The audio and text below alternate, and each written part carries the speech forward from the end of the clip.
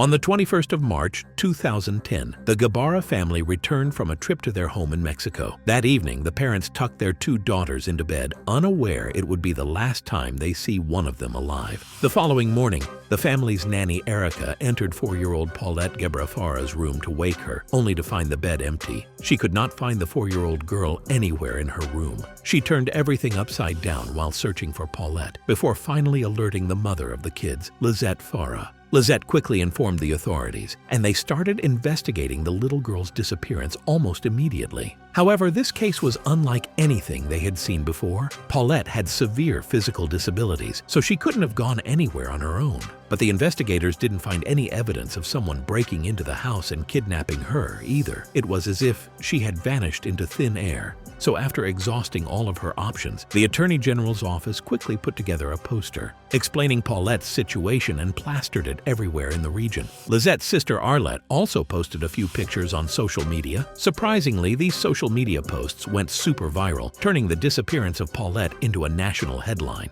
For starters, how is it possible that no one noticed the little girl's body just feet from where she was supposed to be asleep? The Guevara house was investigated by professionals who also used highly trained dogs. How could they miss something so obvious in their search? Most importantly, how did no one who visited her room notice the smell? As a comment on YouTube mentions, "I found a body once. It was in a basement apartment and we went to do a checkup on her due to a smell complaint. Flies were everywhere and they were huge. The smell was thick and it stuck to everything. It was a hot and humid summer. She had been dead for 3 days. There is no way that Paulette was in that room for 9 days and no one noticed. The smell of death literally gets everywhere." This is the first video Florida couple Steve and Marlene Eisenberg recorded of their nearly 5-month-old daughter, Sabrina. What they didn't know at the time was that this was also going to be the last. A day after this video, on the 23rd of November 1997, the couple watched a Disney movie with their 3 kids and tucked them into bed. Marlene later checked up on her daughter around midnight before going to sleep. But when she woke up the next morning,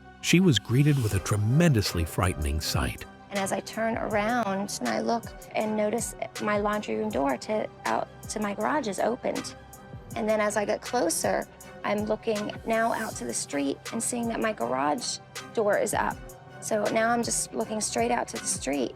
And as I turn around and I look and notice my laundry room door out to my garage is opened, and then as I get closer, I'm looking now out to the street and seeing that my garage door is up. So now I'm just looking straight out to the street. She immediately rushed to Sabrina's bedroom, which was the closest to the garage. Unfortunately, it was already too late. I ran into the first bedroom, which is Sabrina's room, and I look in the crib and Sabrina's gone, and I scream. This shook Marlene to her core, which is quite apparent from her disturbing 911 call. I need the police. My baby's been kidnapped. All right, ma'am, need to calm down. Okay. All right, take a deep breath. What do you mean your baby's been kidnapped? I just got up quick. I got up.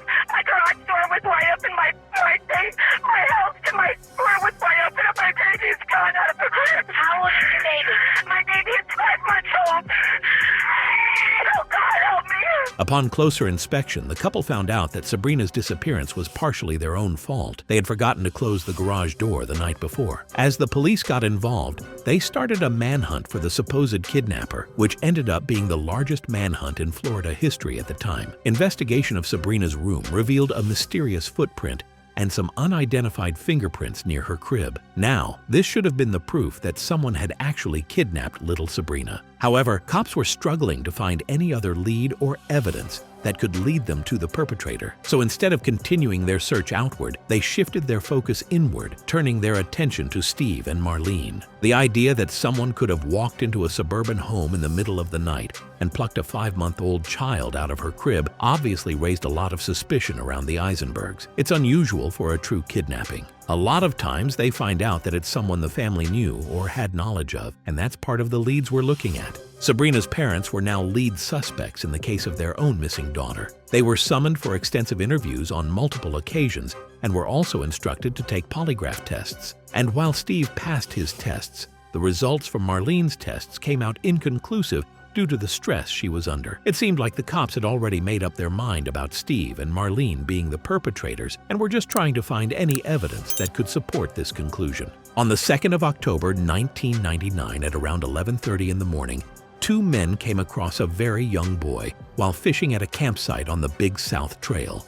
which is a part of the Arapahoe and Roosevelt National Forest in Colorado. And while running into a lone child in the middle of nowhere is cause for concern, the two fishermen saw a group of hikers about 80 to 90 feet ahead. They figured that the child was a part of that group since after a brief conversation, the child ran off toward the group they saw. This child was 3-year-old Jared Atadero, and this was the last time anyone would ever see him again. To understand how a 3-year-old even ended up in that situation, we have to take a step back and examine the life of his father, Alan Atadero. Alan was a divorced single father who was taking care of his 2 children, the 3-year-old son Jared and a 6-year-old daughter Jocelyn. Earlier that year, Alan had become deeply involved with a local religious organization known as the Christian Singles Network Group. By October, he was hosting 11 members of this group, along with his 2 children at a resort he co-owned with his brother. On the day of the incident, the kids wanted to go on a trip to see a fish hatchery with the group. Alan was a bit reluctant at first to let them go, but ultimately caved in